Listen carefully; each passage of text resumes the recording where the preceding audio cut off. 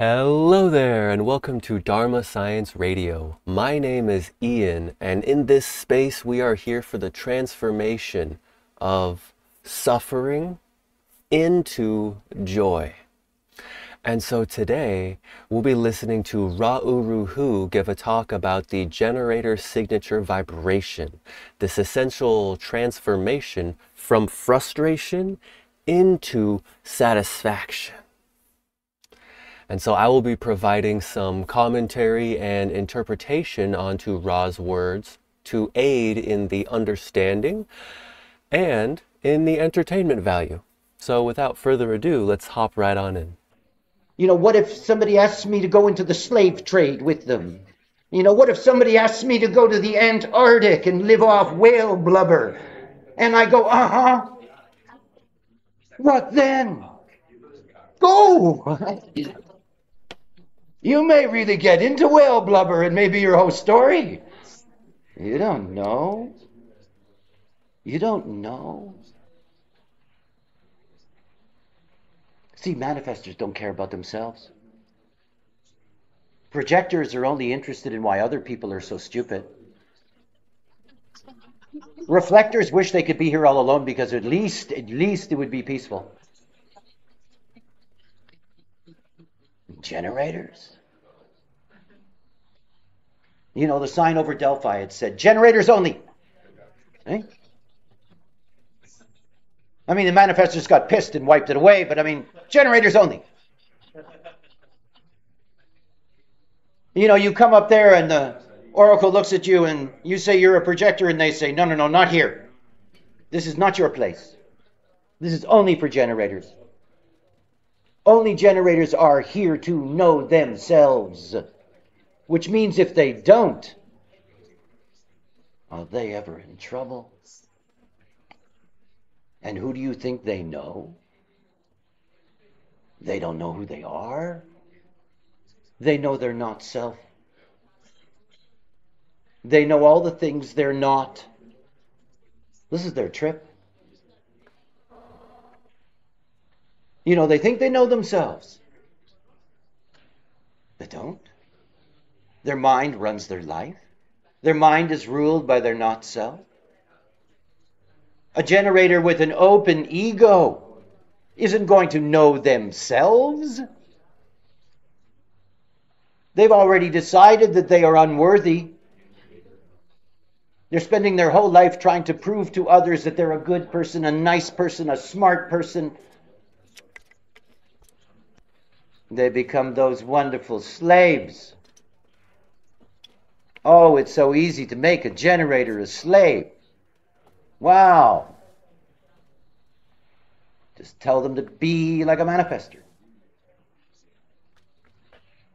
And then they'll tap into their not self. See, the thing that scares me is that human beings think they know their purpose. That is, their purpose is rooted in their not self. You come into the world with an open ego. All you ever want to do as a purpose is to prove that you're worthy. This is such a profound thing, truly, because what happens is that we're born and we're given this body graph chart. We're given all these 9 energy centers, these 9 chakras, and they're either with fixed definition, channels that connect to each other and apply a consistent energy relationship between 2 quantum themes, or the energy center is open and receptive and undefined, and in which case it is ample for the mind to go right into that open center and to amplify the entire field into a survival strategy that does nothing for the individuals fulfilling their differentiated purpose. And it's everything about the biological survival mechanisms, go forth and multiply, make more, make more, make more. So let's find something that's totally different from you and merge and make a brand new thing, because we need genetic sustainability. And so back to Ra. You don't have to prove anything to anyone. Yet the mind will make decisions based on that. It will lie to you. It will lie to others. And worse, you become so dependent. See, I try to train wolves, the generators, the not-self generators. These are the great sheep of the world. Blind sheep. And in their frustration, they're willing to try just about anything. And it never has anything to do with them.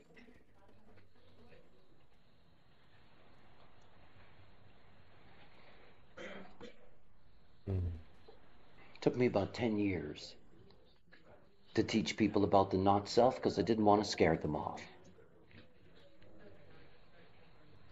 Because I've seen now that the not-self keeps the generator away from their magic, their mind. Their mind robs them of their magic. Think about this theme of satisfaction. This is the goal of the generator, but what does it mean? See, when I think of the generator, because I'm somebody who has absolutely no activations in the sacral, when I think generator, I only feel power. Power. See, for me, generators are power beings. They have this incredible depth of fertility in their energy. I mean, it is incredible what one can feel, because after all, if you have an open center, you amplify. I take in the generator frequency. I live in a house surrounded by generators. I have 3 generator children.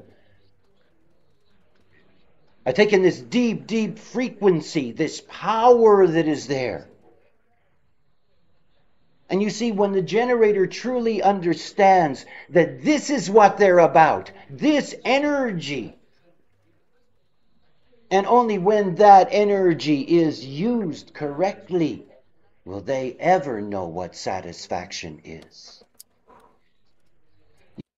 That is such a key point to make, because this sacral center, which if defined automatically creates the generator aura type, this sacral center is the origin source of all the prana in the world. This is where the life force energy of life itself comes from. It's where it's generated, it's where it's sustained, it's where it's regenerated. It's where it comes from, the origin source.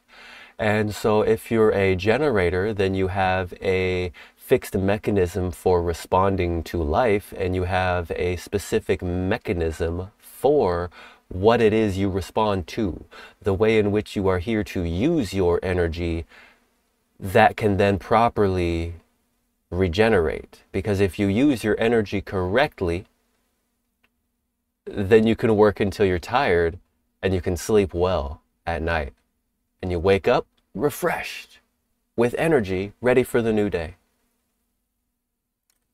You see, a generator, when it does anything through response, think about what the mechanism really is.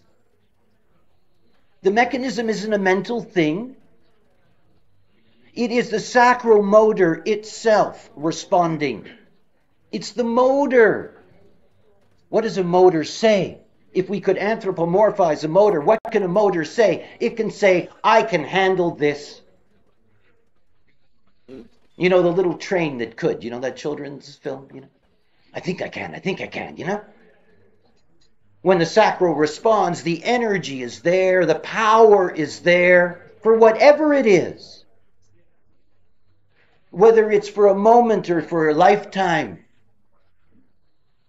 Whether it's a commitment to the moment or a commitment to the lifetime, it doesn't matter what it is. When that sacral goes, yes, that motor is saying, I can do this and more. What it's saying is that this is something that will use my energy correctly.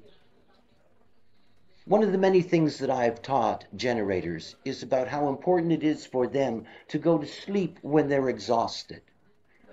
You know, the worst thing for a generator is the false bedtime, I've got an early this or that, so I'm going to try to go to sleep early and all this stuff.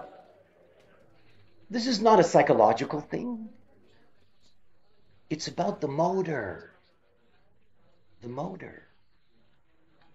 You see, for a generator, every use of energy is like the journey to orgasm. And only when you really understand it that way will you understand what that satisfaction means. When somebody says to a generator, can you do this? And they go, uh-huh. In that moment, they are committing their energy not simply to the thing, but they're committing to use that energy to its exhaustion. This is what makes them special. See, generators are not simply generators, they are regenerators. It's something my son Loki taught me about. Telephones and batteries. You know, I was always keeping it on the charger. He said, well, the battery isn't going to last long that way. You know, make the battery go all the way out and then charge it again, and it really, this is the generator. You have to use your energy completely. It doesn't mean that every act is an act of exhaustion. Please understand. It means that you will give all the energy that your sacral can produce for that thing that you've said yes to, and when it's done, you're going to feel satisfied. And it's a deep satisfaction. Generators are here to be used well. Your resource.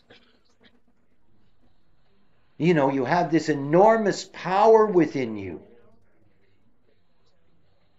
And all it takes is the commitment of your energy to what is correct. And then I go back to the beginning and I think, Jesus, I told them enough. I traveled all over.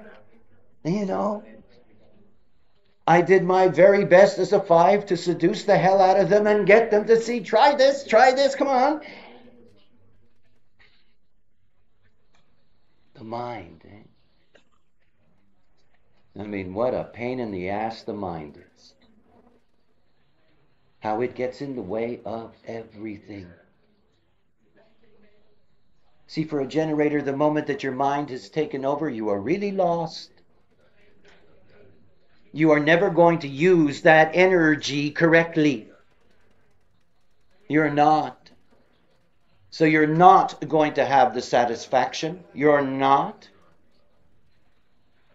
You're going to get this thick patina of frustration that covers this whole planet. It really is that profound. It is very simple in the sense that if your mind rules your life as a generator, you'll never really find your satisfaction. Because if mental decision making is the dominant force for you, then what we'd see if we were to look at a chart is that the open center themes, is that the bridging gates, is that the transference of motivation, these will be the key elements for the personal identity of that amplifying mind. Because it's going into that ego center, it's going into that heart, and it's trying to prove its worth, it's trying to improve itself. It's going into that undefined root center, and it is being busy, simply to relieve the pressure, even though it's just simply being busy to get it done. And if we're talking about the open crown center, for example, we're dealing with things that don't matter. So that we're proving our worth being very busy about something that doesn't matter. And that's a fundamental way in which the mind overrides that sacral center if you let it. See, I understand people in certain ways. One way for all of us to understand the other is to understand the aura of any type. Because the moment that you really understand the way their aura works, you get a deep glimpse into who they are and what they can do. The generator has an enveloping aura. Not like me, the manifestor, with my closed, cut off aura. This big, enveloping aura that takes everything in. This is how life on this planet is maintained. This is the force. And when you meet a generator and they put this aura around you, it also means because they have an enveloping aura, they are deeply vulnerable to conditioning. Deeply. Because they open themselves up so wide and take it all in. See, when you came into the world and you were a generator child, your parents began to train you to be a manifestor. You know, this is the beginning of the end for generators. Nobody respected you. You were told what to do. You weren't asked. You were told that you've got to deal with things yourself, that your mind has got to decide what is right for you and wrong for you. That it is you that has to decide mentally what your world is going to be and where you're going to go and how you're going to do it. You know, I used to sit with generators in a reading. And I was trying to get across to them that their sacral can make noises. You know, it could communicate directly. And I'd be sitting there and I'm doing their design and I'd hit some button and I'd hear them go, And I'd stop.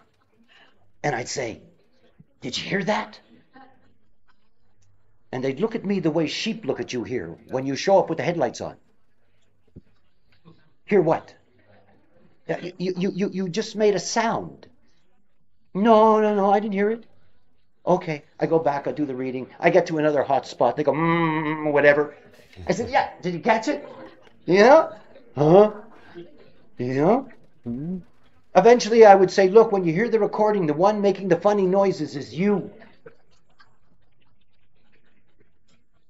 That's you.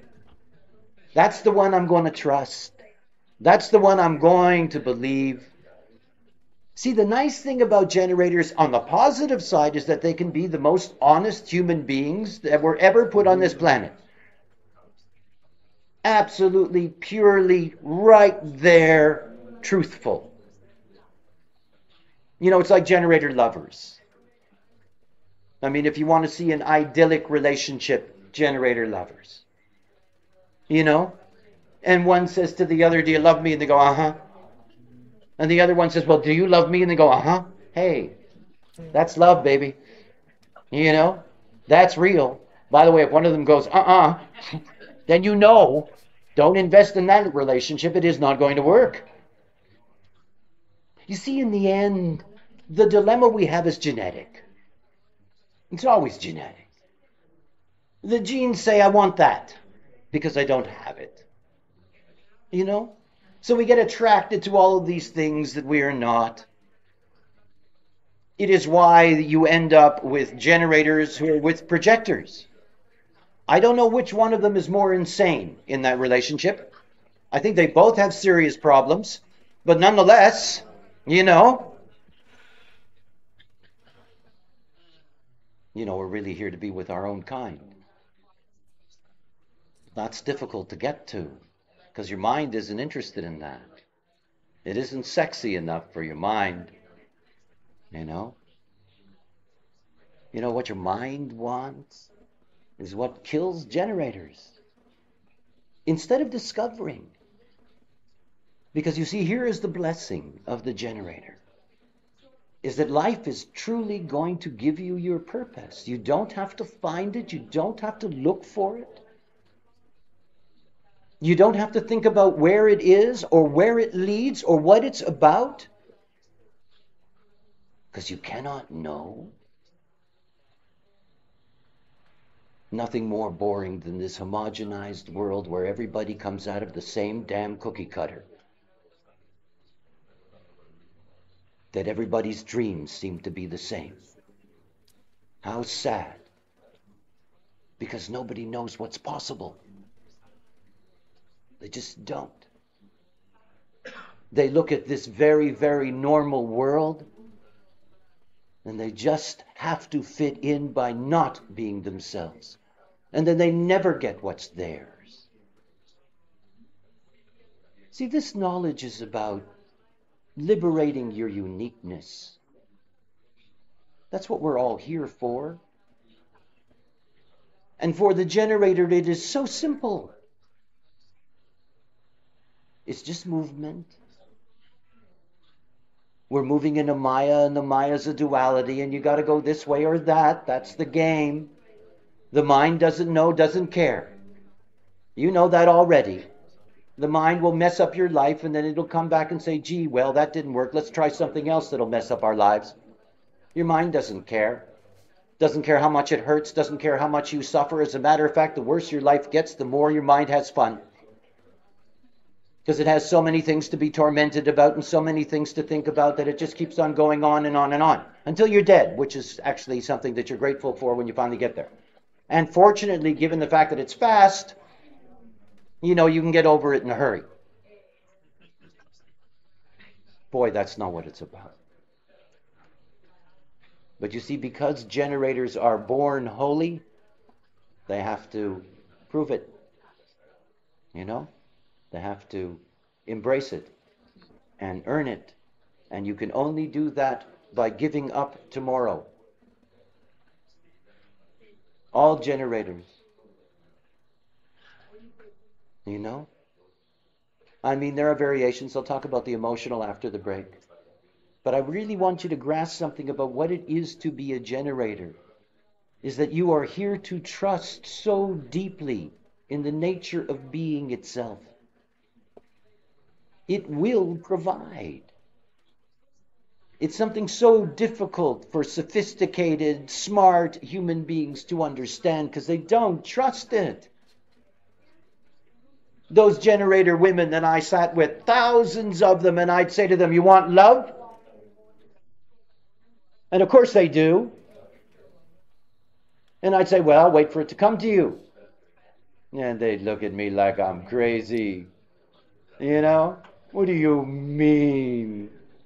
Even worse, when they were emotional generators, and I'd say, hey, wait for them to come to you, and when they come, send them away. You know, Prince Charming shows up and you send them away. What, are you nuts? You know, Prince Charming shows up, I give him my room. Because they don't trust. Not only don't they trust, they don't think of themselves as being worthy. Who's going to love you if you don't love yourself? Who are you going to love if you can't love yourself? Because if you don't love yourself, what is love? Think about what lovers normally ask each other who are unaware. Why do you love me? And why would you ask such a stupid question? I mean, what a dumb thing. What is it about me that you love? Because I don't know that thing in myself. I mean, I'm really surprised that somebody loves me. What is that thing that you love? And of course, the joke is that the other person is also not self. You know? They don't know what the hell is going on. This is just the measurement game. This is just becomes the ugly, ugly, ugly Maya story. I love you this much. Why don't you love me as much? See, if you're going to live your life. This ugly game of comparison. It's so profound. It's basically what the mind does. It's talking about, I love you this much. Why don't you love me that much? It's this tit for tat, this give and take that is not equivalent exchange because it's too busy counting all the peanuts to actually participate in a positive oriented exchange. And so fundamentally, this is coming from a mind that has been reversed and flipped upside down. You see, as far as I can tell, there are three basic functions of the mind. One is to observe, the second is to measure and calculate, and the third is to communicate what has been observed, the measurements and the calculations, to the other being and other people. And that's basically the job of the thinking mind, summarized. Notice how nowhere within there is the function determine what the body, this mind is contained within, ought to do. There is no function of the mind within correctness for determining what the body will do. And that is the most fundamental and profound shift that transforms everything. You know, as generators, we're here to know ourselves. And when you know who you are, you're able to love yourself. Then what you're able to give to another is genuine and it's honest. When it's a mental survival program, basically we know that it's not honest. We know that it's dishonest because that was necessary in order to survive as humans and get this far. However, now we are here and now. We do not need to be dishonest. We can own our unique differences and go forward in a good way. Life, and you're going to be frustrated, and you're going to end up expecting somebody else to get rid of your frustration. And when your frustration doesn't go away, you've got lots and lots and lots of things to blame. Oh, generators are the masters of the blame game. They're the great quitters in this life. See, it goes back to being an energy being. This is what you are.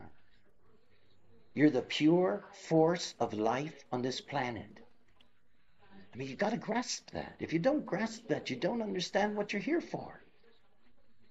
You are the force. I mean, manifestors, projectors, reflectors, we are parasites. And I don't mean that in any kind of nasty way. You know? I surround myself with generators. Keeps me alive.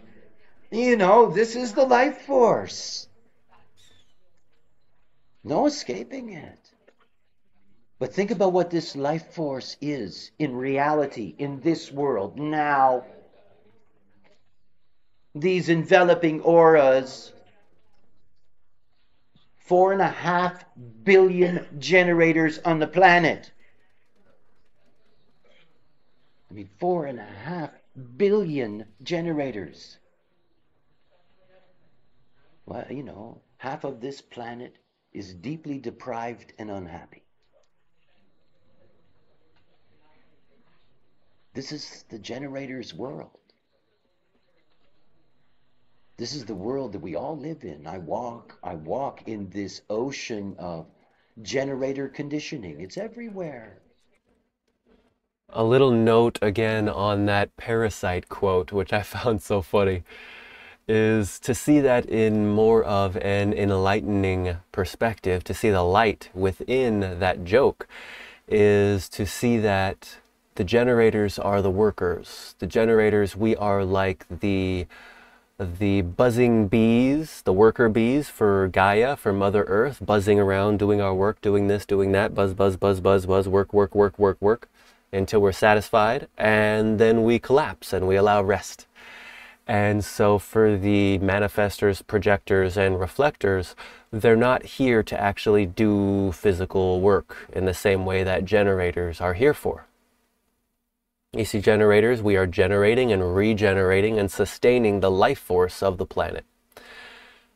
The projectors, manifestors, and reflectors are here to help guide, essentially, to help manage that energy of these generators, and to help provide support and empowerment, and to share logical and abstract wisdom with these generators so that they can learn how to look back in on themselves and generate a field of satisfaction, because the world is so full of frustration which nobody wants to deal with. If the projectors, the manifestors, and the reflectors can give their wisdom to the generators in the precise and correct timing as per their own inner authority and type strategy, then we can witness the generators having more of an opportunity to step into their satisfaction.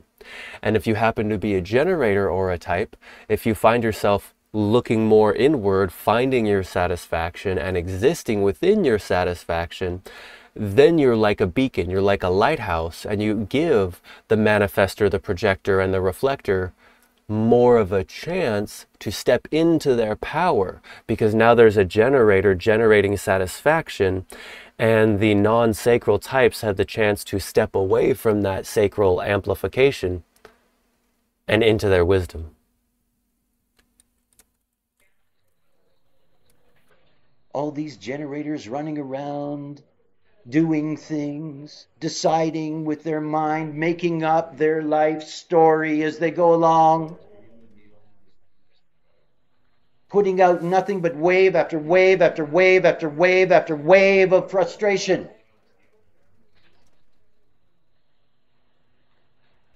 You can smell it. See, when I take a generator into my body and I take that sacral frequency, sometimes it is so uncomfortable I can't stand it. It is literally such a disturbing frequency. It's like this magnificent motor that's never been tuned. Never. Instead of purring like a Ferrari, you know? Sounds like an Ibiza truck on a bad day. It's physical. See, for me, the whole generator world is a physical world. It's something that you can feel. I feel it. It's like a curtain around me. I mean, in my house, I have a generator-free zone. I do. I have a generator-free zone, you know? It's a place where I can go and save my sacral, you know? And it doesn't matter whether they're nice generators or they're my children, or it doesn't matter what the hell it is, you know? This frequency, how powerful it is. And then you begin to think about what it means when this frequency is distorted. I think the most difficult thing for generators, because they have an enveloping aura, is that human design is so personal and is so much about them and nobody else. You know, this knowledge works one person at a time. It's my journey, you know, I walk along my way and I deliver my message and I just, you know, after that walk on. Because you don't know. Because there's nothing that I can do. You know, this is not a place where you take somebody by the hand and you guide them along. That era is over. I am not in the sheep business. I train wolves. I train people to be abnormal. This is my job. Not to be a sheep.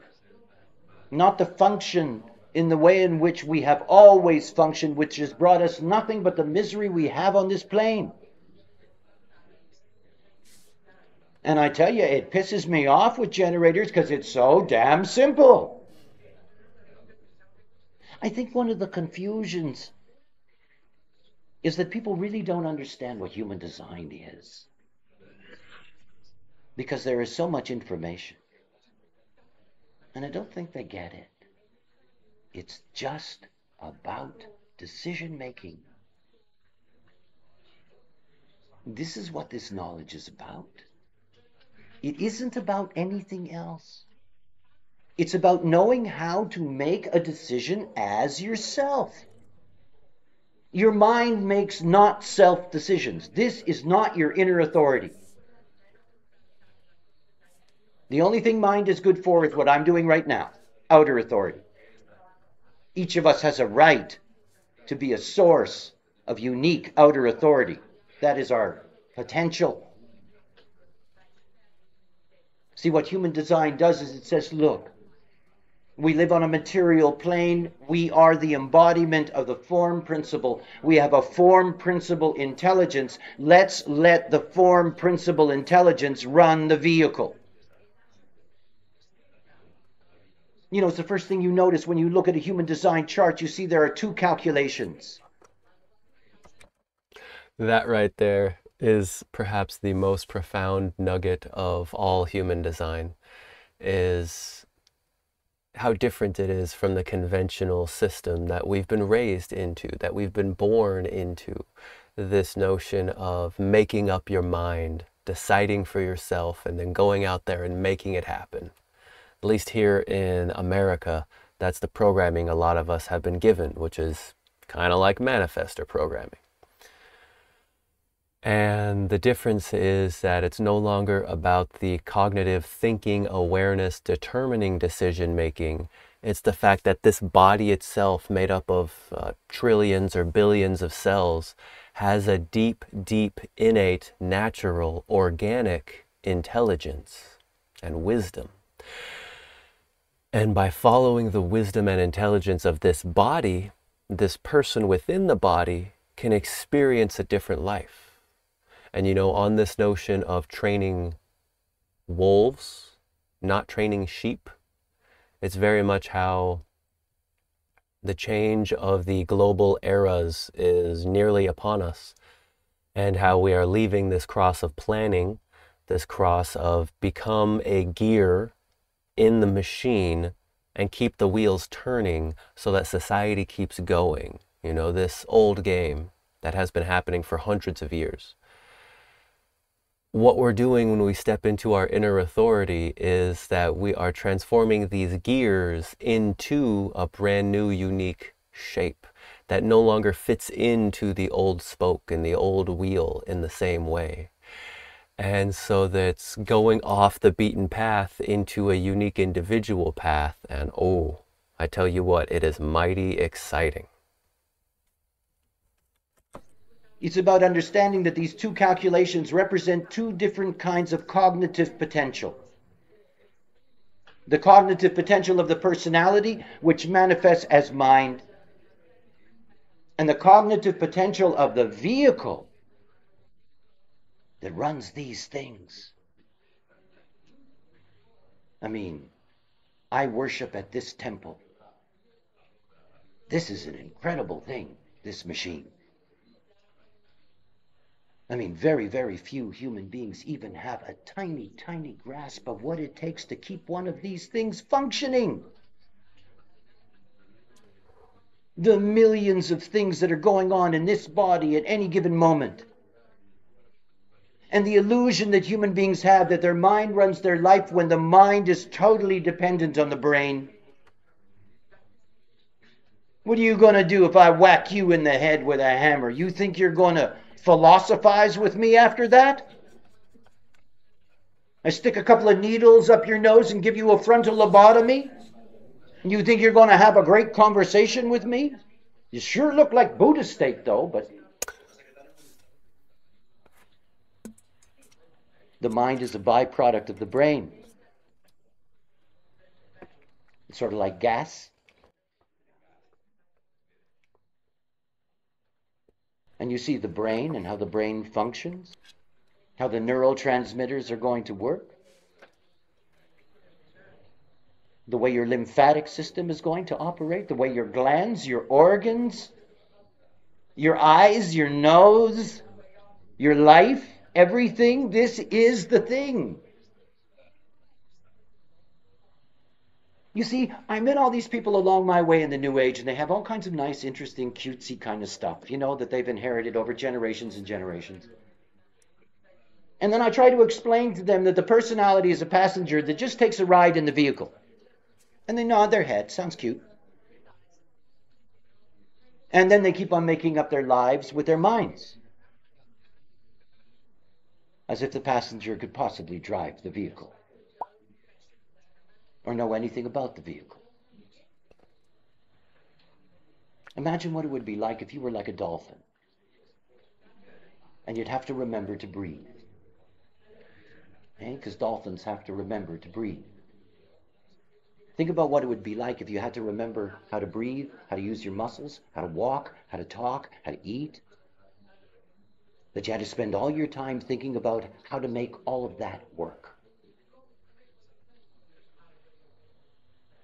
See, it's time that we begin to respect this intelligence that runs these vehicles. And you see, the vehicle is here. This material form is here to be complete on this material plane.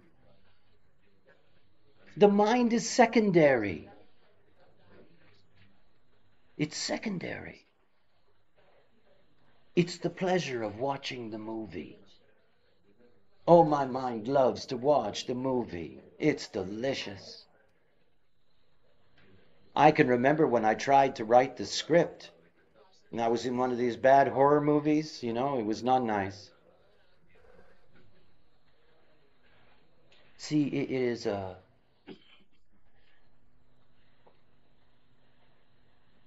the mind robs us of the one chance we have. We are living in extraordinary times. We have the mechanics. We understand how the vehicle works. We understand how this works. Mechanical strategies work. Well, they do. And what does it mean? On this form plane, we are all moving. Moving. It doesn't matter whether our minds can't grasp that. We are moving in space, and everything is about direction. Human design is full of the language of geometries, trajectories, fractals. We move along lines of geometry. And in that movement, our vehicles know where to go. Our vehicular intelligence knows where to go. It's the onboard computer, the onboard navigator. See, what we do is we interfere with perfection. We just get in the way of it. Because we think somehow that these minds really do, in fact, control these lives. And they don't.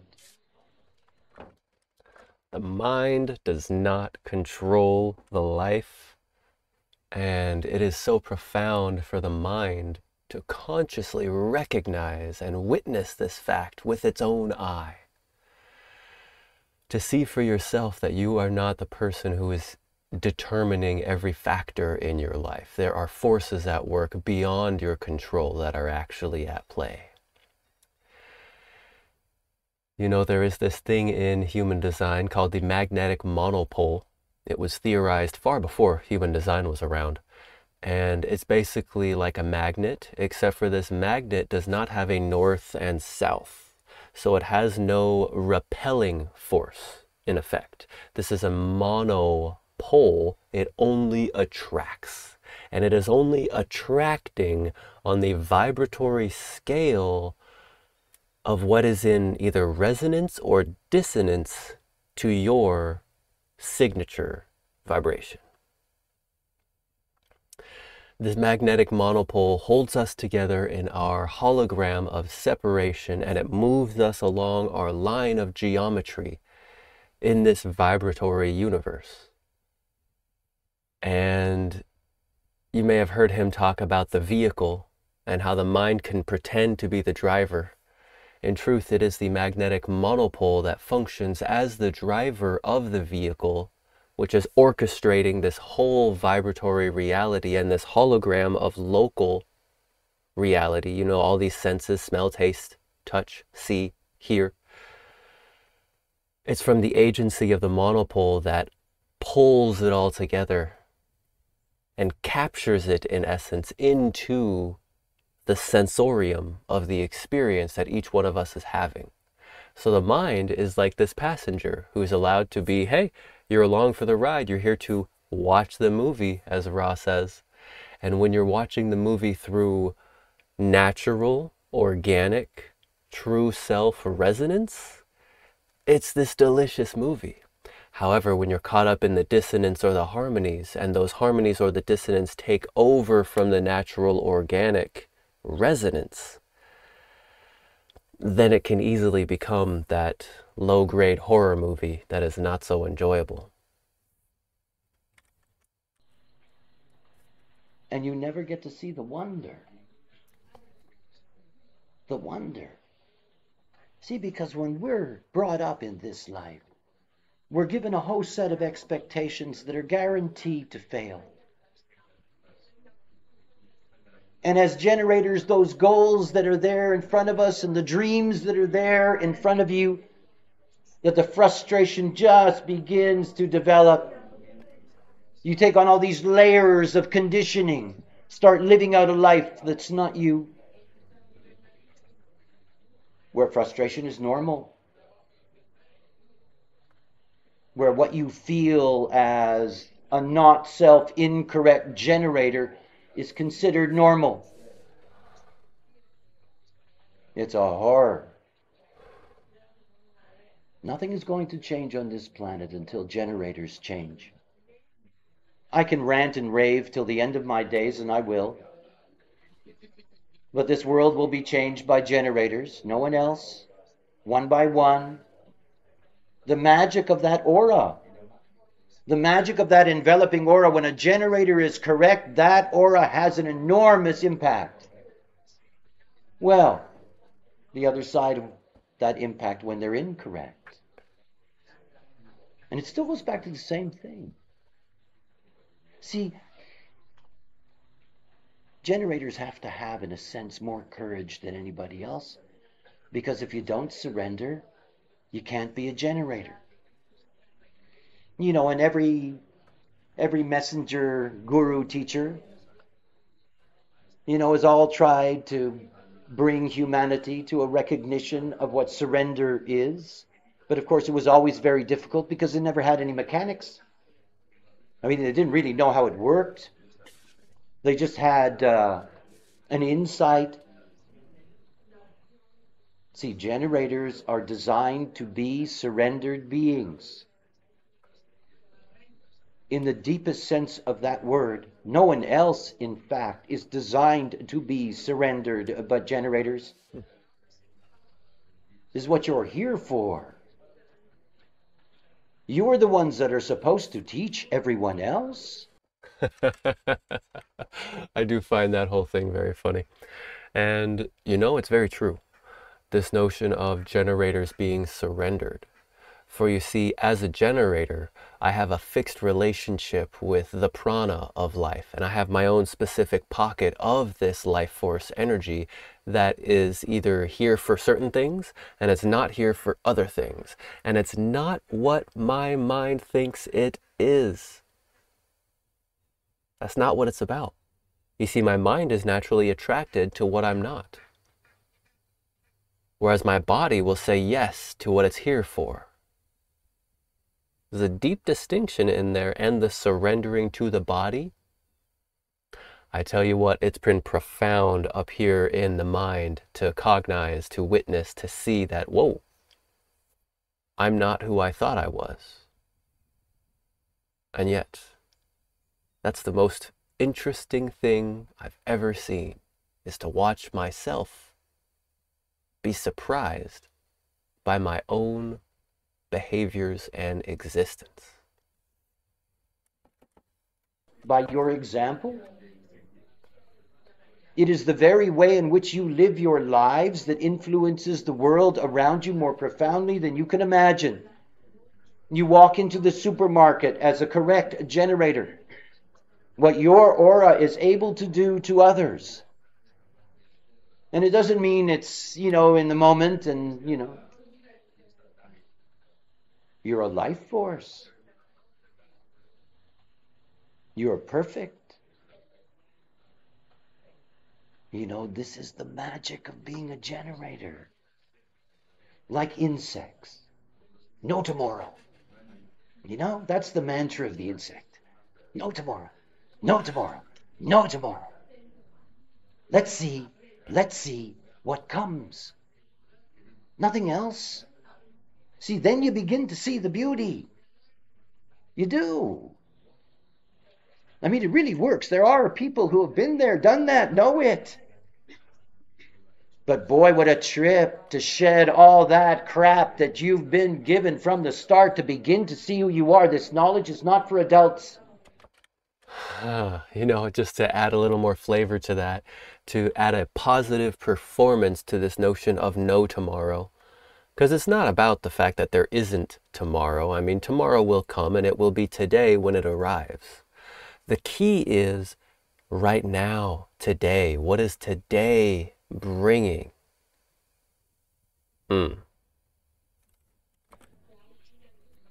What a drag in my life to have to teach adults. Wow.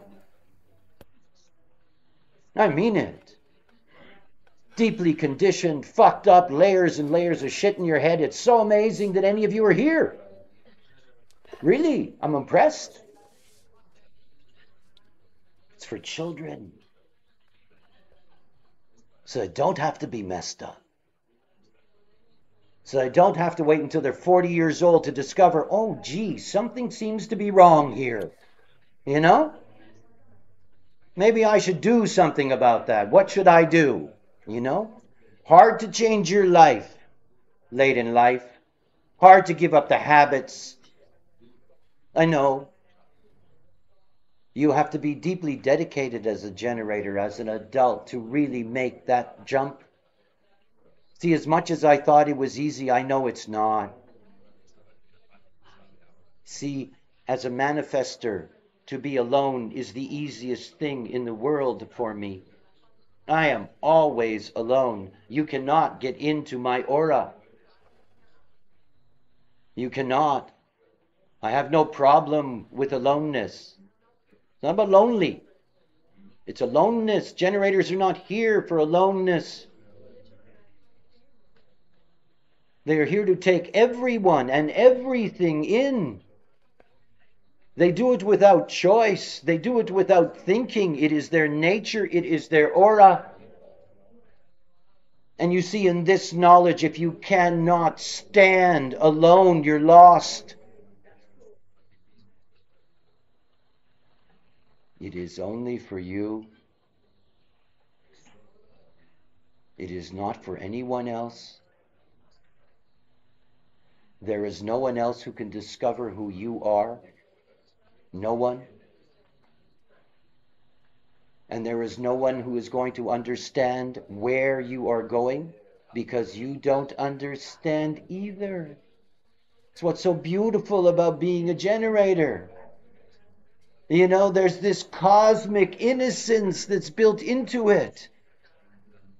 Truly, you're holy ones. I don't make that up, and people who know me know I don't use those words lightly.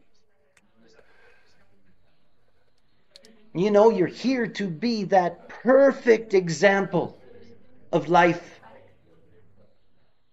Not like us parasites that have to hook in all the time and hold on, and, you know, all us non-sacral beings. But then we end up being dependent on the world that you make for us. And we're not happy with it, you know? And of course, the dilemma is that human design is not messianic. You know? Out of 7 billion people on the planet, there's about 30 million that could grasp the possibility of what this knowledge represents, approximately. A percentage, by the way, that's never changed in the whole history of humanity. It's always the same fractal. It's always the same geometry. It's always the same old karma. It's like those people who have come up to me every once in a while and said, you know, I've been waiting all my life for this. Well, nice. Yes, I know. There are some of us who have been. But you see, you can't wait for anybody else to do this for you. You can't. That statistic, that those numbers of millions of people he labeled out, is said to be a 4% of 4% of the population that can truly take the knowledge of human design and run with it in such a way that goes all the way through over to whatever the other side of this experiment is. And so if you're more interested in learning about that, there's actually somebody who's begun working on a documentary video series, or video itself, called 4% The Experiment. So if you want to learn more about that, feel free to go on to Facebook and look up 4% The Experiment. You'll probably see what I'm talking about there. It either gets to you and you experiment and you begin the process, or not. You know, I used to do these public introductory lectures. I was mentioning it the other day. I stopped a number of years ago in Vienna when I decided that it would be really a lot of fun to have a sword and cut off the heads of those people in the audience who I knew didn't belong there in the first place. And I realized that I liked the idea so much that I thought it was time for me to stop doing that. And you know, it's this thing I feel about generators after 20 years. You know? Because if you're not ready to become yourself, go elsewhere. Be not self. Join the rest of the zoo. You know, for me, none of this is personal. It's just about correctness. We live in a window in which knowledge has been given to us at the end of our time. This is not a place where anything is beginning. Don't you believe it for a moment. This is a time where everything is ending. It's why we have knowledge like this. It's why we can understand that the great homogenized world is going to move on and past us. This is a funny place for me personally because I would say that right there, this is not a place of beginnings. I would say that's Ra's bias coming through. That's his belief system, his interpretation. And my interpretation is much more optimistic. And so every single ending, as far as I'm concerned, is a whole new beginning. And so personally, I believe we have a bright future with wonderful potentials that may come about. And I'm going to do everything in my power to resonate at the vibration that allows me to experience the joys available in this life. That most of humanity will never, ever, ever have an opportunity to understand what it is to be here and how beautiful it can be. This is not the planet of suffering. This is something I know. You know, this is our moment, us humans. This is our time to see the glory of what it is to be just alive by our own authority. Your authority. Generators have a deep habit of giving up their authority to everyone and everything. It's what they do. They give away their lives by giving other people power over their life. And whether that is spiritual, philosophical, whether it's governments, parents, children, it doesn't matter what the combinations are. We are not here. We are not here to live by anybody else's authority.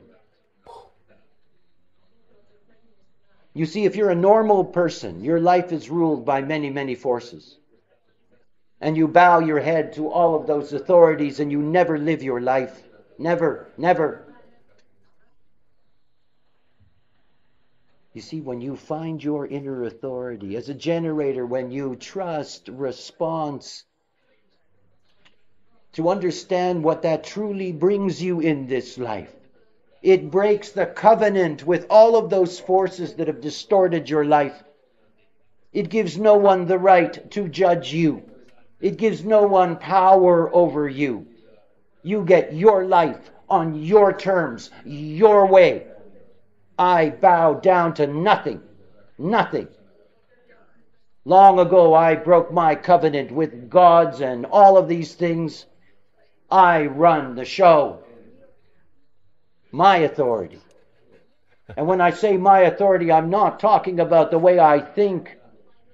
I'm talking about this thing, my spleen, that runs my business. I long ago gave up being concerned about how my life works. I get up in the morning. I seem to be alive. The rest is just watching. There is nothing else to do. See, I wait for that magic of the awakening of generator power. real power. The power that comes to beings who use their energy correctly. You get more and more and more and more powerful. There's this enormous resource in a generator. The fact of the matter is, generators don't even need to sleep. Sleep, by the way, is a luxury for us non-sacral beings. Thank God we get a break. That is, if you sleep in your own bed. You know? Generators. See, they're the only ones that actually have the power to get away from the program. See, human beings, in my Night Forces teaching, talking about dream rape, you know, the program is designed recognizing that we're useless and incompetent, so they program us deeply while we're asleep. Generators actually have the capacity to bypass all that. I mean, the ideal of the generator, this perfect use of energy. See, that's what you're here for. You're energy beings. You are the energy beings. And so what you begin to see is that, you know, when somebody comes up to you and says, oh, I really like you, and I would like you to come with me, would you? You know, what you're really hearing from your vehicle, one way or the other, is whether you have the energy for it. That's all. Because it's all about your energy. See, there may be somebody and your mind looks at this person and says, oh, they'd be this and that, and this would be great, and that would be great. And what your sacrals is saying to you is, no. We cannot handle this. This is not right for us. We are not going to be able to use our energy well. We will get no satisfaction. Thought that was cute. Mick Jagger, who's a projector, singing "You Can't Get No Satisfaction." He must have been raised by generators. No satisfaction. Because you don't use your energy correctly. I mean, this is what generators are here for. This perfect usage of energy. And the most important thing in a generator's life is, no, baby. No. Big no. Big no. Teaches your mind a really good lesson. Because you see, the mind doesn't care. The mind will think, this is really not a great idea, but shit, let's try it. You know? It's the mind. It always sort of, yeah, but if we don't do it, then they're going to be upset. And, well, we might as well, and we'll get out of it later, and, and this and that, and blah, blah, blah. Instead of, no. See, if you're a generator, 30% of the world is trying to live off your energy. All those people who are non-sacral. I mean, if you don't know how to use your energy, you're going to be very, very, very useless. You're going to have your energy stripped from you. You're going to have your frustration multiplied. And how do you think people get you to misuse your energy? They tap into your not-self mind. Mind trip. See, it's not about no mind. Yes, precisely. It's not about no mind, and yet the mind trip, the old school pattern, the way in which Ra calls the not self, is called survival. It's the survival program we inherited from our ancestors. And it was the way for them. And then we actually had an evolutionary leap occur. And things are different now. We have the chance to reflect consciousness at a higher vibration, at a different frequency. And we're no longer limited merely by survival. There are those of us today who are thriving magnificently.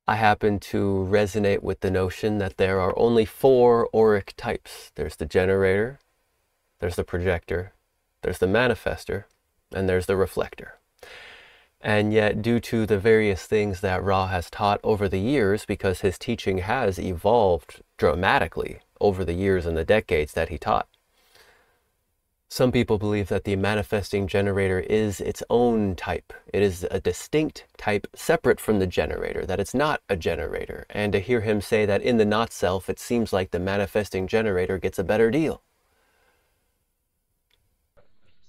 You know, you hire a generator and a manifesting generator for the same job. The manifesting generator is going to look like they get it faster. It looks like they're racing ahead. It looks like they've really got the job down pat. So the boss fires the generator, only to discover a month later that the manifesting generator was very fast because it missed so many things.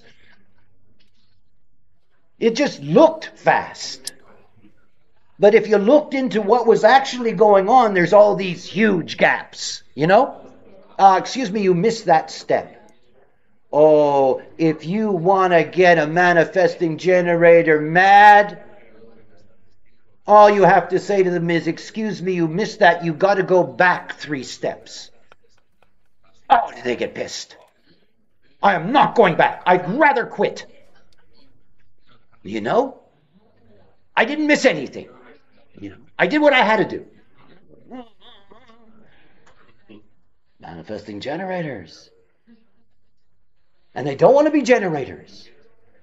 You say to a manifesting generator, look, you have to wait. No. You know? Why should I? You know, I can do things. Yeah, we know you can. What a mess. It's very difficult for them. See, because the whole world is raised on manifestor propaganda. Manifesting generators feel right at home in all that. And of course, the moment that you're not self and your mind is in charge, the things that it gets you to do. Now, there's many kinds of manifesting generators. To really understand them is to understand the archetype. There is only one true kind of manifesting generator. That's the 2034. Channel of charisma. This is the true manifesting generator. This is the only direct connection between the sacral and the throat. All other manifesting generators are generators with manifesting potential. The 2034 is a real, live, honest-to-goodness manifesting generator. And you see, they're very easy to understand from that perspective. That the only thing that matters to them in life is that if they can stay busy, then they'll survive this life. That's what they care about. This is what all manifesting generators care about. Life is about being busy. By the way, they look very impressive from a distance. You know? They always look like they're doing something. Whether whatever they're doing is any good, or any good for them, or mattered in the first place at all, is not the point. But shit, do they ever look good? You know, there they are involved, doing their thing, and everybody's saying, gee, I wish I could be like that. Look how involved they are. You see, when you see the 2034, you really understand them. It's like integration without the 10, don't know how to behave. And without the 57, you know, don't have the intuition to look after themselves. So they're busy for everything, everybody, anything. And if there's nothing to be busy about, they invent something. Whatever it is.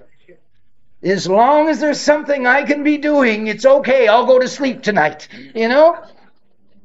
But oh boy, if you tie me down in the middle of the day and there is nothing to do and suddenly my mind fills up, it's like, oh my God, I'll do anything to escape that. Busy, busy, busy, busy, busy bees. And of course, we love these busy bees. They're doing all kinds of stuff we would never do. Never. They're running around. feeling really productive because they're busy. Yeah. It's the misuse of energy. It's everything about understanding the sacral. See, if your sacral was money, you wouldn't fuck around with it the way you do. You know? I mean, if it was really money, you know, and somebody said to you, look, you've got to take some of that money out of your sacral and give it to me. And as soon as it was in denominations, you know, numbers, you know, you'd start thinking about it. Well, I don't really know if I want to give you that much energy. What exactly am I going to get out of this? It's energy. The most horrendous thing for generators are their relationships. You see, because you end up giving energy to them, enveloping aura, you know, give them the energy. But you may never have entered into that relationship correctly in the first place. It was never your sacral that said to you, this is the one for me. You were a manifesting generator. You said, oh, I like that one over there. I want it. And then you do what you can to get it by being busy. You know, looks very impressive. You're busy getting their attention. You're busy trapping them. You're busy holding on to them. Busy, busy, busy, busy, busy. Empty relationship. So empty, it's unbelievable, because the moment you stop being busy with them, you realize you're relieved. Was that ever a drain? Because you see, the manifesting generator is just busy. So if it isn't busy about the right thing, whatever there's there is empty. And you see, they don't just get frustrated. Because they think they're manifestors, they get angry too. Not a nice vibe. And then they get busy working off their anger. And they get busy working off their frustration. Don't bother me now, I'm busy getting rid of my anger, you know? Busy, busy, busy bees. See, this is my whole thing with generators. They don't get it. You know, this incredible resource that they have, this power that they have, it's so perfect. And they throw it away all the time. And mostly because of the other. It's the other. See, look, if you do not operate correctly, you do not value yourself. You just don't. If you do not value yourself and you do not love yourself, if you cannot stand alone in your own authority, then every single bond that you have is incorrect for you. No matter how you rationalize it, no matter what excuses you place on it according to the way you're conditioned, doesn't matter. See, this knowledge is about discernment. Each and every one of us has the ability to discern what is correct for us. We do not have to be fooled. We do not have to waste our energy. We do not have to waste our lives. This is the magic right here. We do not have to waste our lives. There is a mechanism within each and every individual living human being today that allows for the making of correct decisions as a living human being who is different from each and every other living human being alive today, and from every human being who has ever come before, and from every human being who ever will be. You know, in the history of all humanity, there has never been someone exactly like you. There's only one you. And you have the chance in this lifetime to make decisions correctly as yourself through type, strategy, and inner authority. These are the mechanisms described in human design. for differentiation, becoming different, embracing the unique potential inherent within each and every one of us. And wow, it's very different. Personally, I believe that the reason this world is suffering, not only because generators are generating a world of frustration, which sucks, also because people are not living their truth. They are not existing within their gifts. And if you learn how to make decisions as yourself, then you exist within your gift, and the world has received another present. And if we compile more and more and more and more and more and more of those together, we could have a planet of joy, not a world of suffering. And that is what I'm working for. What a bore to waste such a beautiful trip. Simply because you took all of your energy and you put it somewhere where it didn't belong. And then you're disappointed at what happened. Yeah, what to do, eh? It is this resource, this power. You know, I used to tell the story of the sheriff and the gunslinger. You know, the gunslinger was the manifestor and the sheriff. This is the generator. Everybody's afraid of the gunslinger. You know? And the gunslinger is coming to town, and the sheriff is sitting there, and people keep on coming up to the sheriff and saying, look, go out and get the killer. You know? And when the sheriff doesn't do that, they tell the sheriff that he's a coward, that he's going to lose his job, his girlfriend thinks he's a wussy, you know, the priest thinks that he's useless, you know, all of these things. But you see, the generator has a power that nobody can see until the moment of response. You know, growing up with television in the 50s, you know, a zillion cowboy shows in North America. Always the same scene, right? Gunslinger comes in dressed in black, you know. Everybody's afraid, man. You never know when they're going to pull out their gun and just shoot you, right? And there's the generator sheriff that's sitting in the chair, and nobody has any respect for this man. He's been abandoned by everyone. And you see, when the gunslinger comes into the street and calls out the sheriff responds. And when you look at those movies, the bad guy always takes out his gun first. Always. And the sheriff shoots him dead. And then everybody thinks the sheriff's terrific. Where did you find the courage? We didn't know you had it in you. To be a hero, to be this, to be that, whatever. Everybody only wanted the sheriff to be another manifestor. To be another gunslinger. Go out there and get it. Go out there and do it. Not wait for it. See, the manifesting generator, more than any other generator, has to understand that the power that they have can only be of value in response. There is no other way. None. And it is a great challenge to give up trying to run your life. Because we're afraid. We're afraid of losing what we have that we don't think is of value in the first place. Funny enough. But we're afraid. You know, better the enemy you know than the enemy you don't. You know, we're afraid. Not everybody in the middle of their life is ready to drop the life that they've lived. Takes courage. It's quite a thing. See, manifesting generators get deeply, deeply, deeply absorbed in the busyness of their life.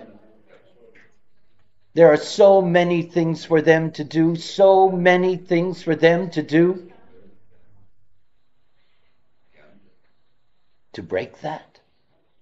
To see that there's only truly certain things for them that are right.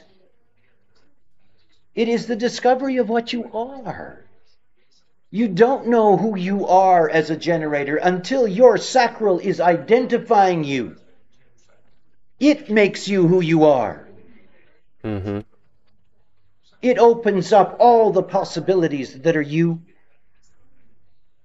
Understand something about any strategy in human design. That what it does for you in terms of your vehicle is that it gives you access to the cognitive potential that is there to guide you. your true intelligence, the intelligence to move this form along in this plane.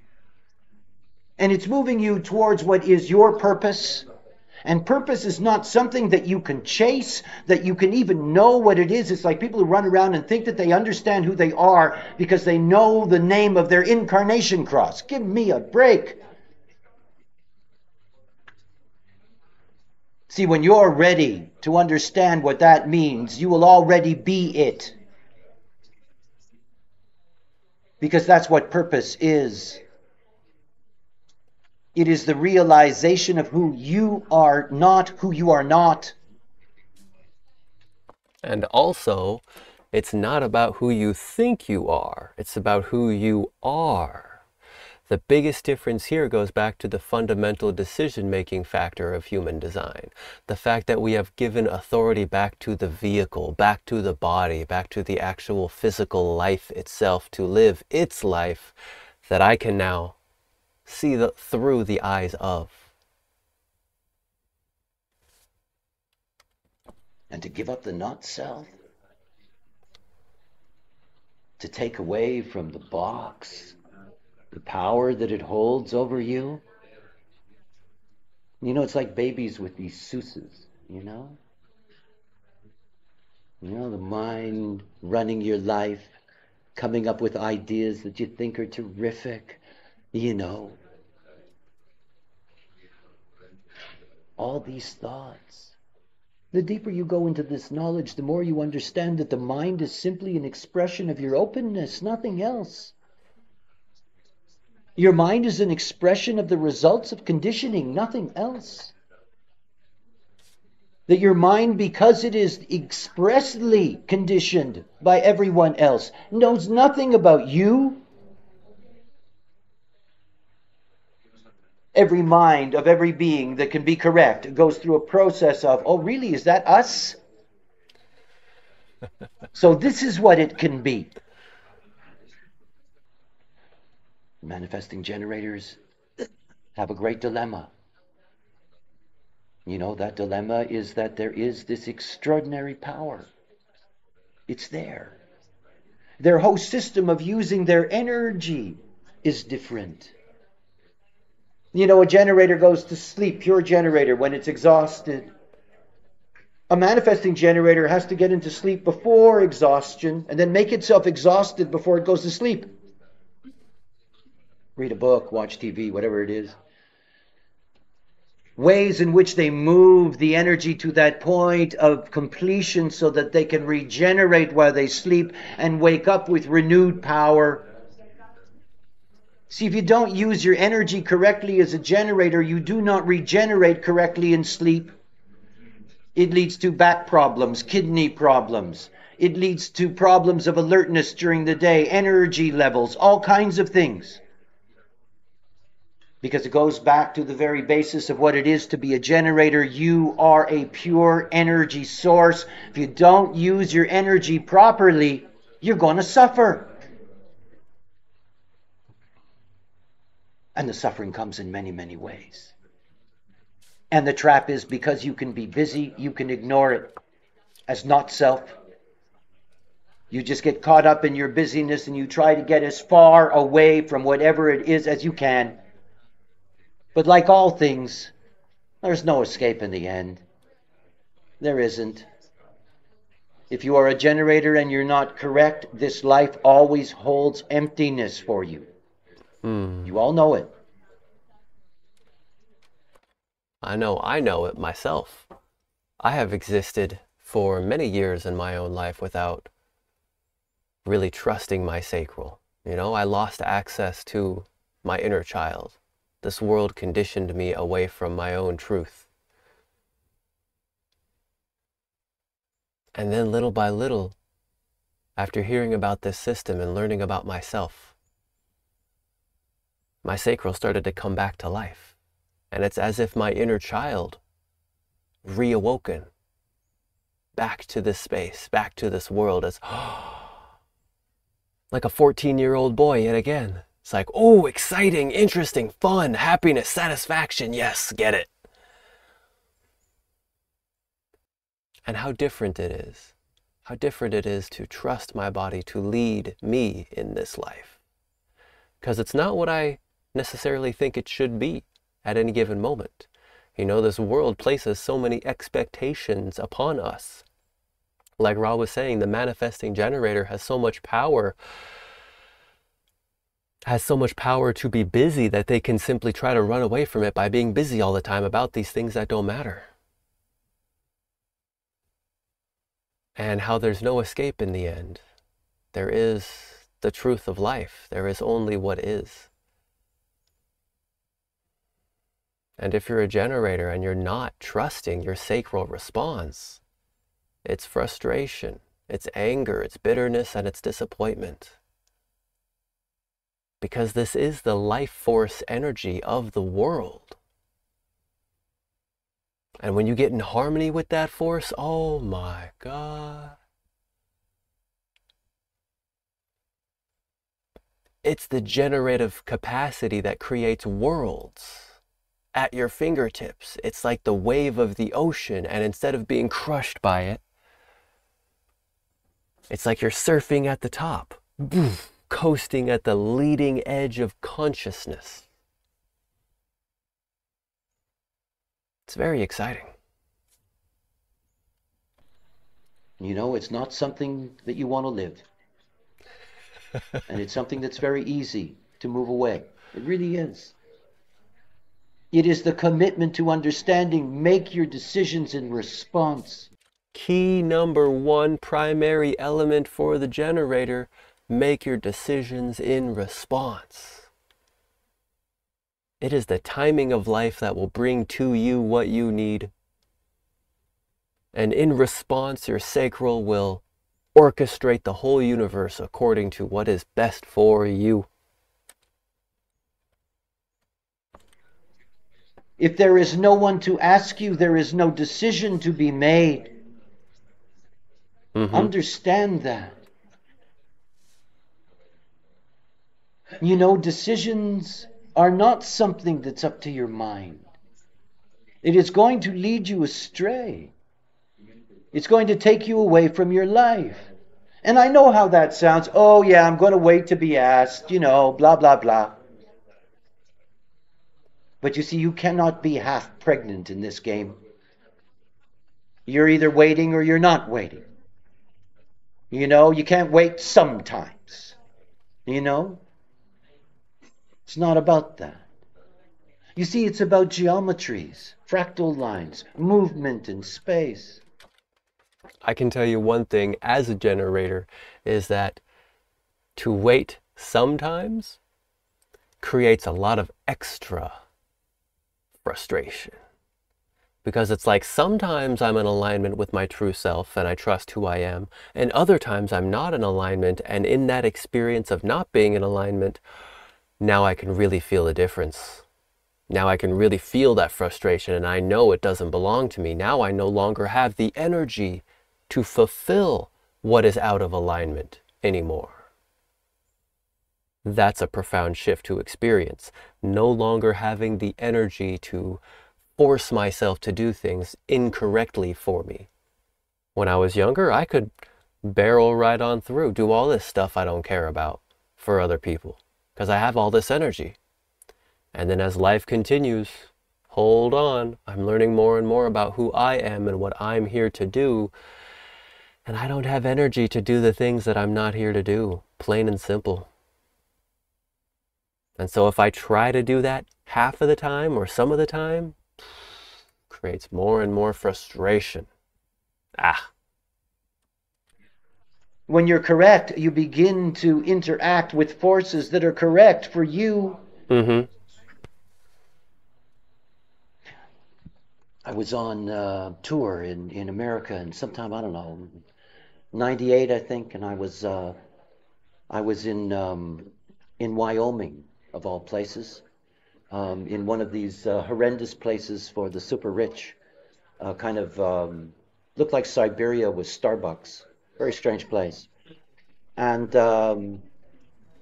anyway, I was staying at this generator's house, and she was quite enamored of having me in her house. And She was very interested, obviously, in being able, at one level or another, to take advantage of that. Have conversations, talk about her design, this and that, blah, blah, blah. And each morning, and as I would wake up and come into the main room of the house, she would be there and she would immediately start a conversation with me. And so I ignored her. And this went on for days. And boy, was she ever getting annoyed. Eh? I mean, downright angry. She was already telling people that it was a horrendous mistake to have me in her house, that I was a terribly rude man, that I was totally unresponsive to her, and blah, blah, blah. So anyway, the second to last day that I'm staying there, I get up in the morning, I come into the kitchen, she's there, and she is as stone cold and icy as you can imagine, right? Showing me the shoulder, the whole business, right? And in my sweetest manifestor voice, I said, "Good morning," and she was so angry. And she turned around with that look in her eye. And I said to her, I don't answer you when you start. This is not working. I'm a manifestor. If you talk to me and I don't want you to talk to me, I am not going to pay any attention to you. The hell do I care that you have something to say? It's going to be a lie anyway. It's going to be full of all kinds of nonsense. I mean, if I want to communicate with you, I'll say hello. How are you today? And then you can tell me that you don't like me. That's okay. But I'll believe your answer. You see, for a generator to grasp what it means, if you'll make a decision in response, it's real. It's real. It's honest. It's true. And because generators are so dependent on others in their life, if you cannot make a clear decision about the other, you're just taking in their aura, absorbing them, taking in the conditioning, being dragged away from what is right for you. And you got to get rid of the fear that nobody's going to ask you. It's in the aura. Any generator can experiment with this. You're out with some people and you're sitting like typical Ibiza life. You got a cafe, you sit down. As an experiment, don't say anything. Just to see what happens. Immediately, everybody notices. Instantly notices, because you've got an enveloping aura. Well, what do you think? They will say to you. They will bring you in. You have to let them.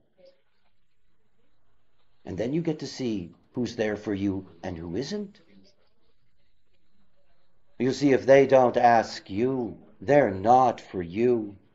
They will never be for you. They will never see you. They will never respect you. They will never care about you. They will use you as slaves all your life, or as long as they can. Because the only reason that you would be in that relationship is that your mind told you it was okay. Your mind doesn't go to bed with people. Your mind has no idea what it's getting involved in and doesn't care. It'll try anything, any this or that, within reason, depending on the way you are and how you're raised. It doesn't care about you. Doesn't. I mean, the only thing in this life that you're ever going to be able to trust is that response within you, because it is never going to lie.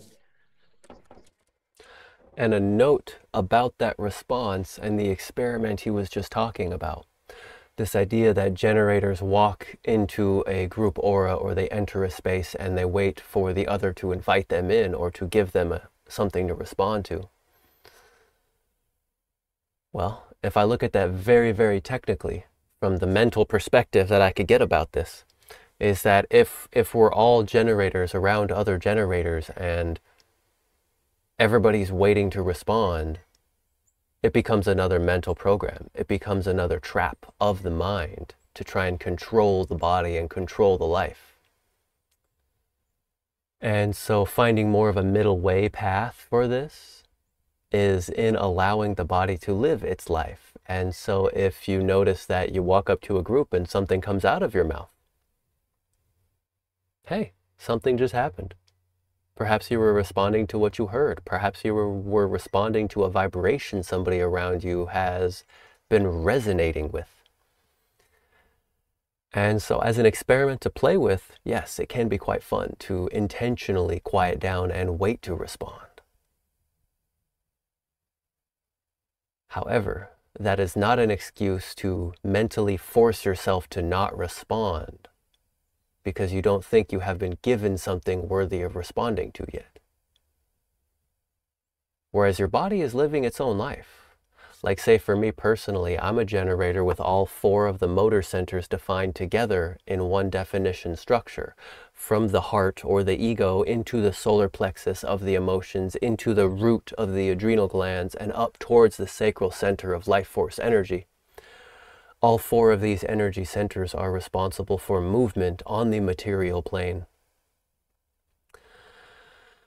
And so I find that my body has its own autopilot function. My body has all 4 of those centers responsible for movement defined together with a fixed energetic exchange. And if I allow that system to run itself, if I don't get in the way of it, things happen wonderfully. I don't have to force myself to, oh, is this a response? Is this an initiation? It's another mind trip. You know, is this response? Is this initiation? Am I doing something wrong? Am I allowing my mind to confuse my body? When if you're living your life, things flow in a natural and organic manner. And it's a worthy experiment to practice, trusting in that response. Because as a generator, there is always something you're responding to. Your aura is always from the inside out.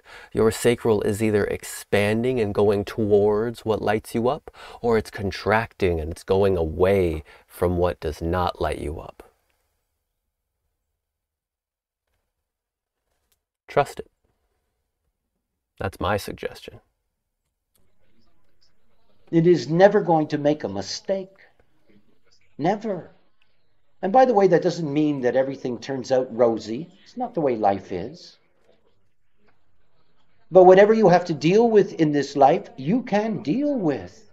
Because you entered into it correctly, whether it's a relationship or a job or this or that, it doesn't matter. It takes courage to force the world to come to your door. Because this is what it is to be a generator. You demand respect. And you'll get it. You'll get it. It will come. It may surprise you. Well, that's okay too. It's not always what you think it should be. The mind, caught up in the conditioning, thinks that the ideal is this or that or the other thing, when in fact, your vehicle, your sacral, is only going to tell you what is correct for you. Different story. And only when you're living out that response do you begin to feel this satisfaction. How good it is to be a power being. How clean that energy can be. I tell you what, I am about 6 or 7 years into my experiment now, and it has been so profound. The feeling on the inside, the reduction of resistance and the reduction of frustration within my system. I can hardly even imagine who I used to be and how I used to think about things and how I used to make decisions. I can hardly comprehend how I could have made a decision before, because now I know that I trust my sacral response over time as an emotional inner authority generator or a type. Being able to find the satisfaction that dissolves the frustration, oof, feels good, tell you what. How good it feels. at the end of Mm. each day. I mean, this is the magic of generator. Mm-hmm. And until that motor is the controlling mechanism in their life, you know what to say. You know, they're part of the normal world and all the problems that go with it. You know, as I said, the knowledge is for children. It's very difficult for adults. It's difficult for manifesting generators. I know, I've watched them. And yet this is not about improbable or impossible, but it's about you alone, because nobody else can do it. I mean, that's the whole thing. It's what you have to grasp. To be abnormal is often something that is very, very socially difficult. It can be uncomfortable. It means you operate differently from other people, that you have different criteria, that you have a different truth. They may not agree with it. And that point right there, extremely important to hammer in the awareness around how it can be uncomfortable. Like imagine somebody has an expectation from you. Do the dishes. And you go, uh-uh. It's your turn to do the dishes. Uh-uh. What are you going to do about that? Are you going to honor the response? Are you not going to do the dishes and allow them to deal with what they have to deal with? Or are you going to cave and do what's expected of you and disrespect yourself?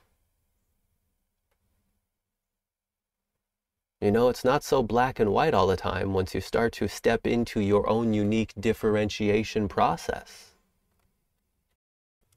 Imagine for a moment that you've got a determination. So your eating style, your food intake. And you've got this determination that is all about eating in a quiet environment. You know, calm, peaceful, quiet, serene, nothing is happening, there's no stimulation, it's very peaceful. And someone asks you out onto a date at a busy restaurant, and you go, not there, no way. I don't eat where it's busy. Oh, well, that's different. What do you mean you don't eat in restaurants? You know how socially uncomfortable that could be. And what are you going to do about it? Are you going to allow yourself what's best for you? Or will you cave to society's expectations? It's a very deep question, worthy of feeling one's way through. You know, you have to be able to stand in that as a generator, because it's so easy to get caught in being manipulated. The not self generator is so open to being manipulated. But you see, if you stay in that response, nobody, no god, no goddess, no demon or angel, no being on this planet can move you that in any direction that is incorrect. This knowledge is about your authority. And that authority has to be 100%. It's not about anybody else's. I don't care what their relationship is to you. It is about you and you alone. Because only when you stand on that authority can you embrace this life and can you embrace the other. Only then can you have the beings in your life that you deserve, that are waiting for you. I can't leave off talking about generators without saying something about the solar plex system. Mm-hmm. I mean, if you really want to know about the solar plex system, join a LOX course. I'm a very unemotional being. I have one gate in the emotional system, and it's unconscious. I have lived a life in which I have gone through the highs and the lows of what it is to take in the emotional frequency. I have loved it, and I have hated it deeply. I had a final solution. I was going to kill all the emotional people and free myself. I just didn't know how to do it, so I gave up on that one.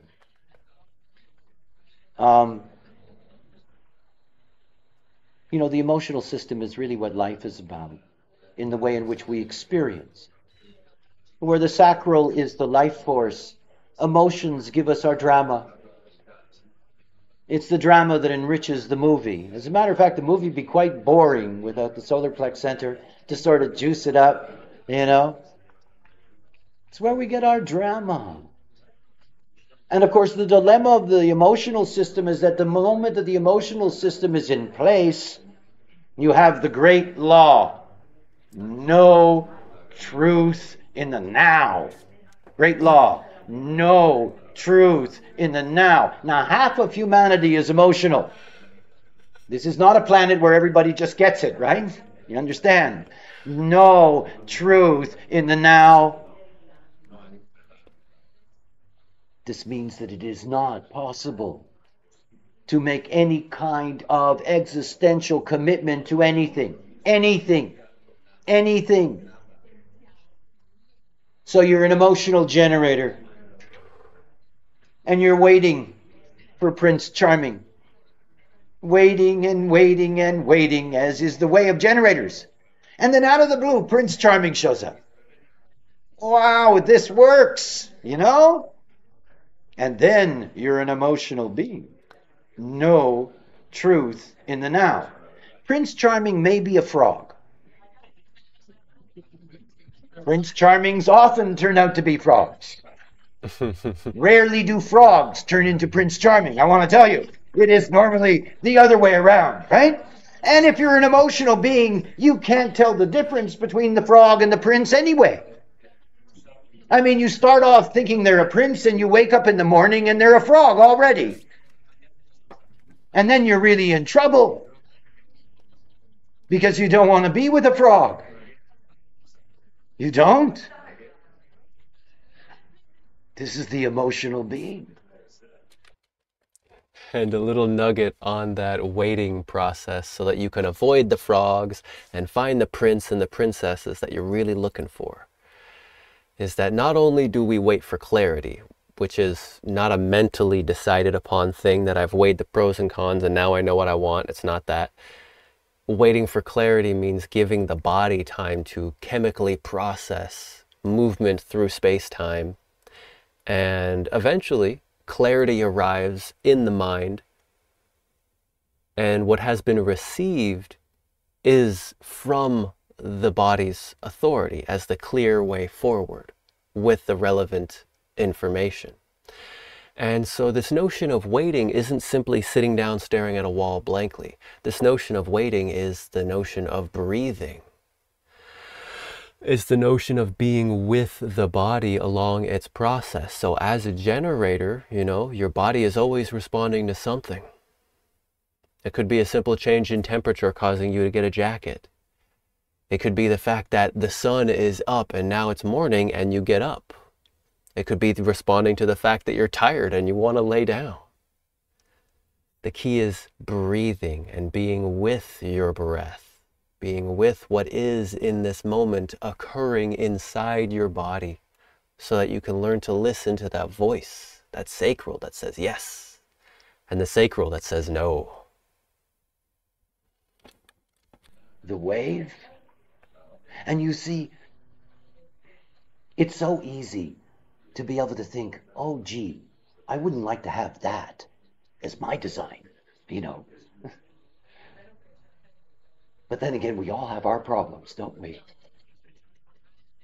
And you see, to be an emotional being for me is so incredible, because I see it from another perspective. See, I'm a splenic person. It actually means that I'm incredibly ignorant. No joke. Because you see, I only know what I know in the moment. That's it. I mean, I'm a splenic person. That is my authority. And in the moment that my spleen, guides me, is the moment that our relationship is over. It's not like I can go to the spleen and hold a conversation. Why did you do that? It's instantaneous. So I never know why I say yes or no to anything. Honestly, I really don't. I have no idea. None whatsoever. Somebody says something to me and I hear myself say this or that. This is my spleen at work. And sometimes I say yes and I think, maybe we should re-examine this. Well, it's too late. And it's not like I can go to my spleen and say, well, what was that about? I'd like to understand your reasoning on this one, because mentally I think this is a terrible thing to get into, right? But it's the spleen. So I sort of feel very ignorant, because if anybody ever asks me why I do anything, I honestly don't know. I don't. Okay. So then you have an emotional person. Now, boy, are they ever different from me. They're so different, it's unbelievable. Because they go through this wave. And all along the wave, they're taking a different perspective. I remember a wonderful, weird friend of mine who's off in the Orient. And I remember teaching him human design. Emotional guy, very emotional guy. And he had a very intense private thing with me. I think Randy was there too. And the next day, I get this phone call from him. And he says to me, I don't understand. The day before, he was right there. He got every single bit of it. It was right there. I was right on his wave. He got it. Next morning he wakes up someplace else on his wave. And that place in his wave, the only thing that belongs there, I guess, are burgers and motorcycles. I don't know. And he wakes up in that place in his wave and it's like, what did he say? As an emotional authority being, I totally, completely resonate with what's being said right there, because I've heard of this thing called state-dependent memory. So it's like, depending on the state of being that you're in, influences what field of memory you have access to. And so I've noticed that depending on where I am in my wave determines the entire field of memory and behavior and thinking process that I have access to. When I'm in a lower point in my wave, I only have access to so much information and certain perspectives. When I'm in a higher, more joyous point in my wave, I have access to different perspectives and different states of being and different thoughts and different patterns of behavior. And it's very fascinating to see how different points in the wave can be felt as an experience within my own vehicle and life. No truth in the now? No. No truth in the now? It just moves. But emotional beings are deeper than anybody else as a result.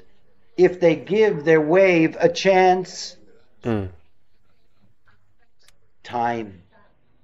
Oh, how everything is about time in this life. You see, the great dilemma of an emotional generator is that they think that they're going to miss something if they're waiting. And more than that, to be an emotional being is to understand that your first response is always, I don't know yet. Your first response is always, wait, wait. And of course, this is so difficult to begin with for a generator to accept response to start with. To be an emotional generator and accept that anybody that comes to you in a moment where you either have a positive or negative response, in that moment, it doesn't mean a damn thing. Nothing. And if you act on it, you're an idiot. Because there is no completion, no truth, no fulfillment in that. You don't have the whole picture.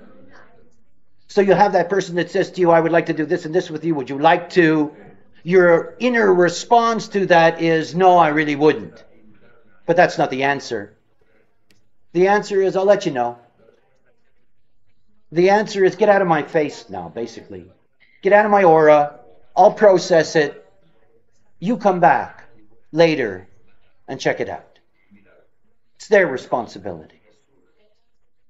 It's so hard for human beings to reject human beings.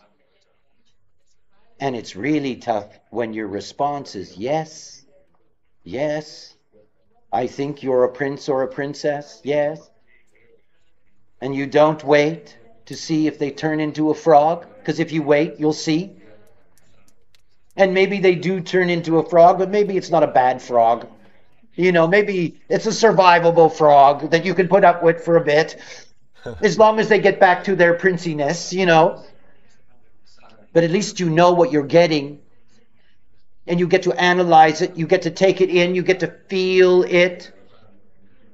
See, if you're an emotional being, everything is about your feelings. Your truth, your authority is your feeling. And no feeling in the moment is real. It's a sample over time. Emotional beings are samplers. You're here to sample beings. You take them in slowly, like you're sipping good wine. You check it out. And slowly, as you take them in over time, boy, do you ever know them. See, I don't know anybody. I really don't. I don't. I got a closed aura, and I'm a splenic manifestor. You know, if somebody steps in my face, there's a part of me that says I like them or I don't like them. I know nothing else. I don't know why I like them or I don't like them. I don't know how long I'm going to like them or not like them. I have no idea. None. Things just come and go in this life for me. It's just the way it is. It's all in the moment. But if you're an emotional being, you have all this depth. You know, if you know me long enough as an emotional being, you know why you don't like me or like me. Do you know what I mean? I mean, you really know. You've been there, done that, went through the whole arc, saw all the movies, all the different perspectives.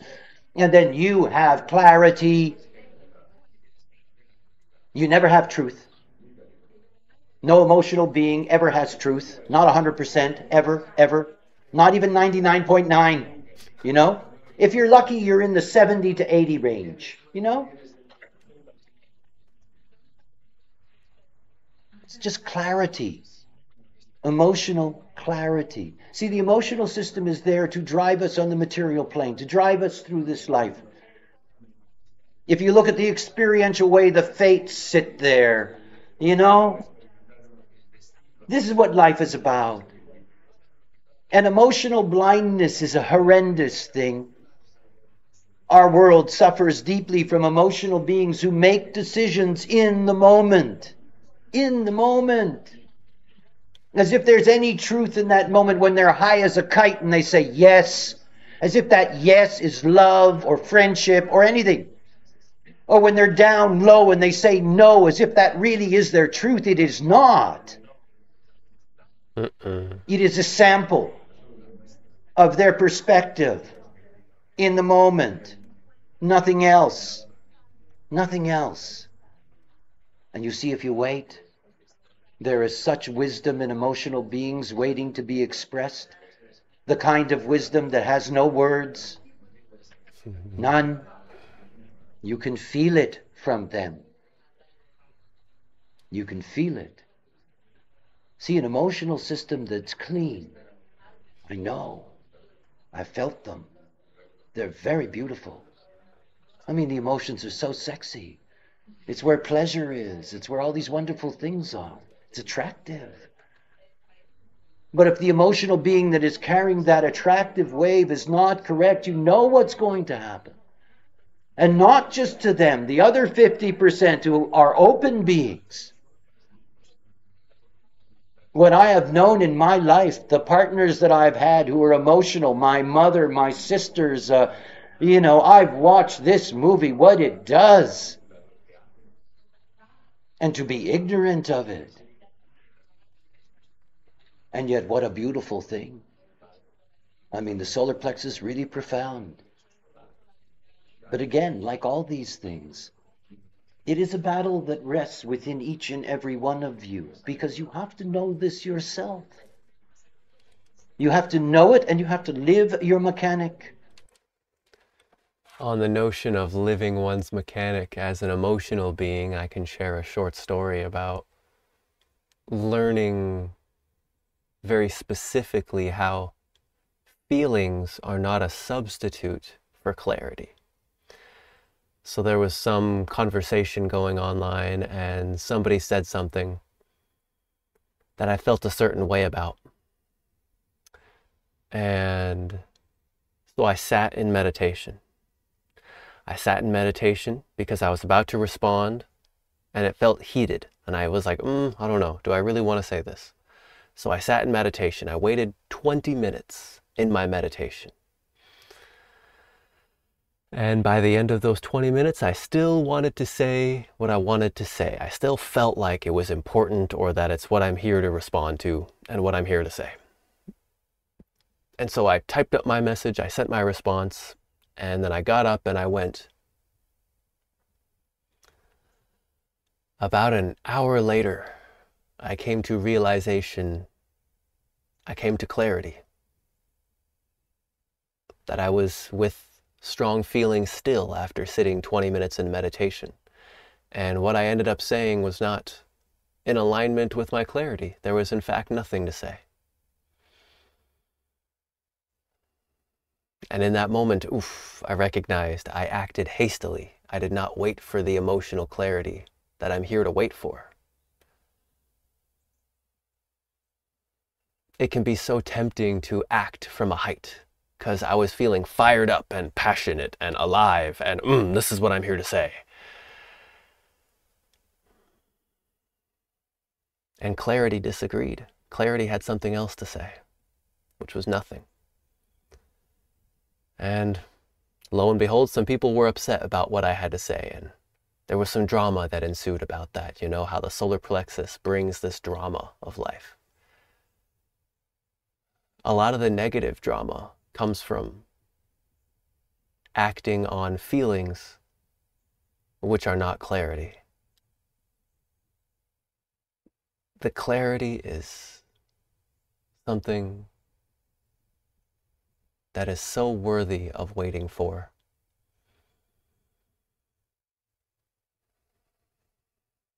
There's nothing quite like it.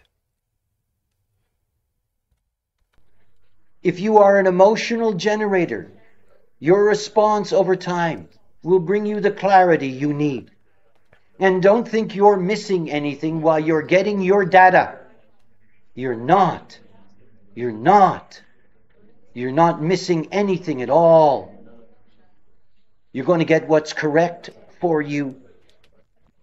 And ultimately, when you make a decision based on that clarity, it is going to be right for you. It's your wisdom to be clear. We all have to depend on the emotional world. It's the emotional world that carries all the experience. It carries all the details of the movement. Only emotional beings have the potential to be true masters on this plane. And we need to be led by their clarity instead of being distorted by it. And obviously, emotional generators, incorrect. They are the deep distortion on this plane. Non-surrendered, trying to be existential. So we have a world of highs and lows, and a world of frustration and the lack of fulfillment in the potential of each human being. And this is the life force that we so hold on to keep us going. It would be nice to see that all go away. But one being at a time, eh?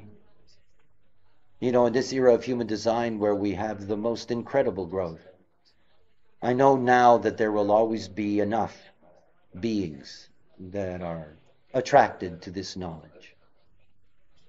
And there will always be those that are ready to make that jump. There will be others that will teach their children and their grandchildren. It is what it's all about, to give each person the right. It's just the right. You know, if you don't take the opportunity, what to do? You know? And this is not about belief. It never has been. It's only about mechanics. As an emotional generator, yes, it takes a great deal of courage to start on that journey. But oh boy, are you going to get your rewards? Because you will. The wisdom that comes with the patience, the discernment that brings the right forces and movement into your life, the satisfaction that you can derive from that, and leaving behind the burden of carrying frustration in your life, and what you will mean to all those around you, to envelop people in an aura that is healthy and whole, that is correct in the way it operates, that changes the way in which we understand the emotional system, that we can derive from it, as those of us on the outside, the beauty that it brings to our life, the dynamic that it brings, the pleasure that it brings. But one by one. It's the only way. It's the only way. One by one person at a time. Waking up to the true mechanics and nature of their being, of their life. So that's been Ra Uru Hu on the generator signature vibration. It's a talk that's very close to me as a generator, and it's a talk that I hope you've enjoyed. You know, Ra mentioned about how there will be those who teach their children and grandchildren, and previously I had mentioned how it's as if my inner child has come back alive since I've began to trust my inner authority and type strategy. And I can only imagine the joy and the wonder of children growing up and never losing their inner child, of people that are in their 20s, people in their 30s, people in their 40s, people in their 50s, 60s, and beyond, with their inner child alive and well throughout the whole of their experience. Never getting caught up in this rat race of be an adult, pay your bills, earn money, work for minimum wage, all this gear-turning, cross-of-planning nonsense.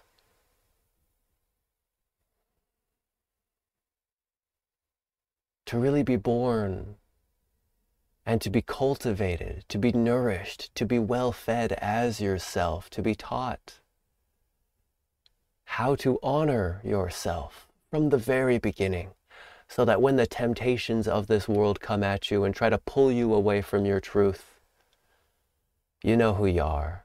You know how to make decisions as yourself. And this world does not pull you away from who you are. This world only gives you more and more joyous opportunities to discover who you are and how you interact with the rest of the world. In satisfaction, in success, in peace, and in surprise. So that's about all I have left for today. Wishing you a happily now ever after. Take care, and bye for now. If you have enjoyed the show and would like to learn more about how all of this applies specifically to you, then kindly refer to the link in this video's description, Private Consultation. Here, we can dive into all of the details together in a recorded call. May your signature vibration of satisfaction, success, peace, and surprise find you in a good way.